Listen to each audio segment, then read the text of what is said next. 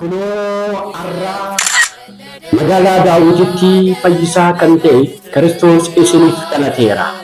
Yaa'ii afuuraa guddaa fi kabaja ayyaana oggaa mana amantaa Dadhaa Qulqulluu Baala Waldiitti isiniif qophaa'eera. Maarree hundumti keessaniyyuu muddee 28 haga 29tti dhalachuu gooftaa keenya fayyisaa keenya Yesuus Kiristoos sababeeffachuudhaan yaa'ii afuuraa guddaa isiniif qopheessineerra.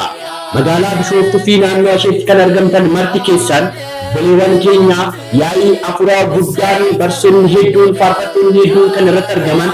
Kanaaf hundumti keessaniyyuu akka irratti argamtan maqaa Waaqayyo gooftaa keenya fayyisaa keenya Yesuus Kiristoos isin gaafanna. Ayyaana gooftaa keenya fayyisaa keenya Yesuus Kiristoos dhalachuu isaa sababeeffachuudhaan gadi ta'eef ayyaana kabajni ayyaana oggaatis gadi jiruuf hundumti keessaniyyuu akka irratti argamtan maqaa Waaqayyo gooftaa keenya fayyisaa keenya Yesuus Kiristoos isin gaafanna. Waswaatu ለእግዚአብሔር።